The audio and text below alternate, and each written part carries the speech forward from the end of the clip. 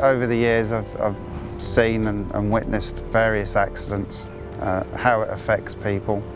It stays with you on and off forever. One accident will cause a complete change, which is good for the industry, and it's buying people into these new procedures that change the workings and the safety culture.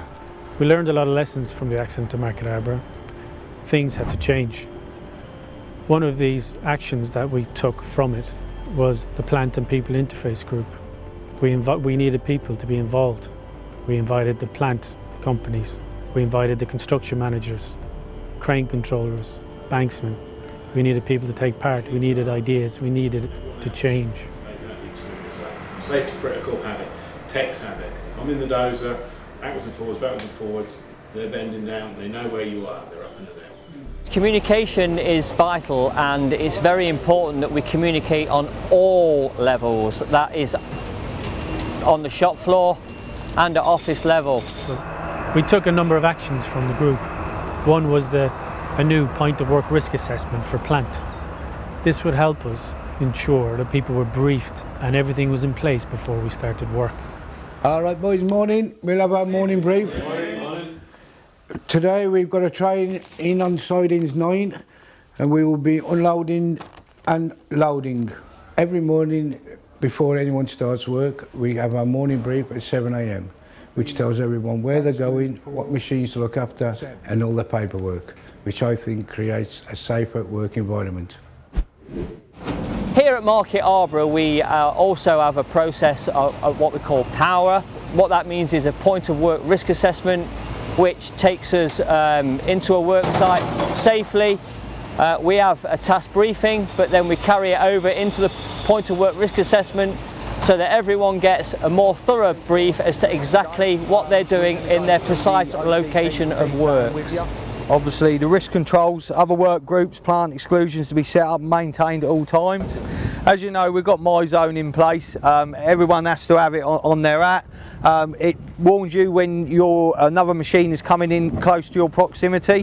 When you first go into that exclusion zone, it'll buzz. It won't keep going. It'll go off, and then if it buzzed again, you know another machine's coming close to you. Another action was the proximity sensors. Each machine would have a transponder that would transmit an exclusion zone, a bubble, and this would notify a tag that a person would wear on their helmet. So when they entered the exclusion zone, the tag would buzz, and then they would know they were entering the exclusion zone. Another element that we brought in was the communication systems. We introduced new radios, duplex comms, with additional back-to-back radios. These radios were different to what is being used on the infrastructure at the moment. Through the back-to-back radios, all the machine controllers can talk to each other. A supervisor can talk to all the banksmen and machine controllers through one radio. This helped if we were moving trains across the site. We could have all the machines stand down at one time. Steve Ransley to all banksmen. Are you receiving? Over. Can you please stand your machines down now, please? Because we want to move the train in 2 minutes. Can you all stand your machines down and confirm when you have? Over.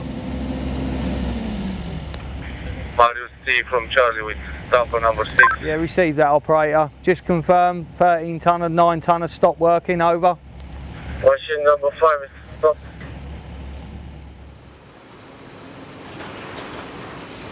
We have also introduced various different types of exclusion zone signage. This helps when we're rail mounted and in a civils environment. For some time on site now, we have had the swivel dumper, the 360 dumper. Again, it's been used to very good effect. So within the cab area, the console rotates at 360 degrees. We still need a banksman, we still need the thumbs up process. But we've used that to very good effect on this site.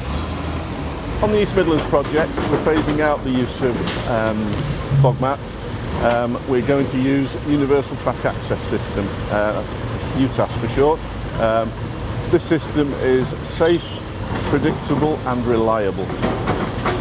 We've introduced measures to ensure the RCI, rated capacity indicator, is on when it should be on. We are checking data loggers, and with the data loggers we can confirm whether the RCI is on when we are lifting or it has been switched off. And from this we can contact the plant companies and speak to the operators. We've got the push me pole, which is you're going to use to move your load around, and also no one to put their hands anywhere near the load, etc. I can't emphasise enough, if you don't need to be in there, keep out the way. We have developed a POS Handbook which helps the POS reps on site. They can reference the POS Handbook now when they have any issues. We're trialling a new permit system for exclusion zones. This will help us minimise risk with people and plant interface. Only the people that are necessary should be working around the machines.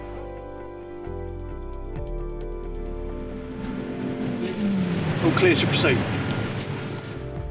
We have amended the lift plan template and introduced a tandem lift risk assessment. Tandem lift is a complex lift and should only be used as a last resort. When we get a tandem lift job come in, we run through the tandem lift decision making tool to see if there's a better way we can do the job, if we can mitigate against any risks and find a safer way.